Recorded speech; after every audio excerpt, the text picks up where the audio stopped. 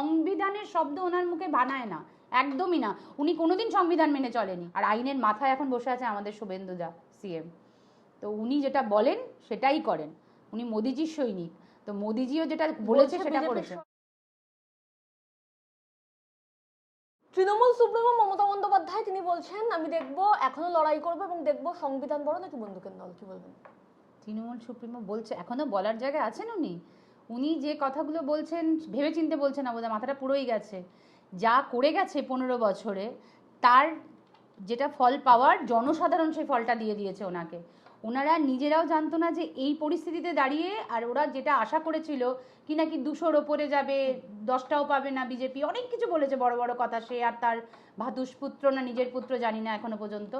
তো এই ধরনের বড় বড় কথা এখন আর বলার জায়গা নেই।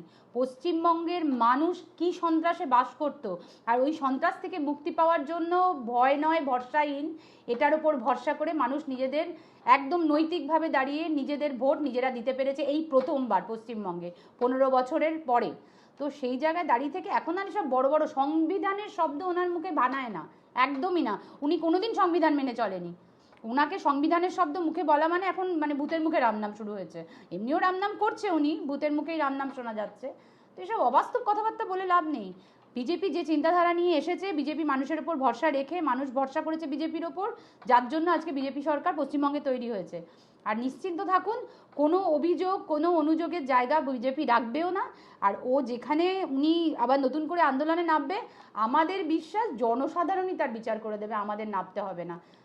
একেবারে বিভিন্ন জায়গায় আমরা দেখছি যে তৃণমূল কংগ্রেসের বিভিন্ন নেতাকে গ্রেপ্তার করা হচ্ছে, বিভিন্ন দুর্নীতির কারণে তারা গ্রেপ্তার হচ্ছেন। ইতিমধ্যে সুজিত বসু গ্রেপ্তার হয়েছেন।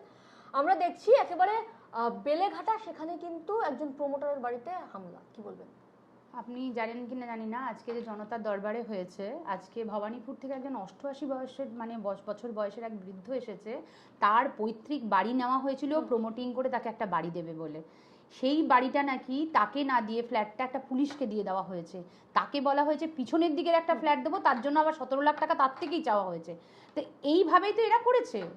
কে রাজু, কে সব জায়গার কাউন্সিলর, সব জায়গার প্রমোটাররা দুর্নীতি করে লোককে, গরিব মানুষ বলুন, একটা সাধারণ পরিবারের বলুন, স্বপ্ন দেখিয়েছে আপনাকে একটা ফ্ল্যাট দেবো বলে, তাদের জমিগুলো অধিগ্রহণ করেছে, বড় বড় ফ্ল্যাট করেছে, পয়সা দিয়ে বিক্রি করে দিয়েছে। তারা এখনো যে তিমিরেটা সে তিমিরে পড়ে রয়েছে। তো এর রিপার্কেশন তো জনসাধারণ দিচ্ছে। জনসাধারণ এখন বুঝে গেছে যে সরকারটা জনসাধারণের, সরকারটা তৃণমূলের মতন কর্পোরেট নয়। আমরা জনসাধারণের ভরসা নিয়ে এসেছি, জনসাধারণ তার বিচার দিচ্ছে, তার সাথে আইন তো থাকবেই। আর আইনের মাথায় এখন বসে আছে আমাদের শুভেন্দুদা সিএম। তো উনি যেটা বলেন সেটাই করেন।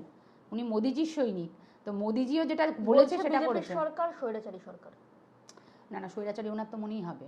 আপনি এখান থেকে একটু এগিয়ে যান না, ঐক্যতান পাবেন দুটো। স্বৈরাচারী সরকার কেন?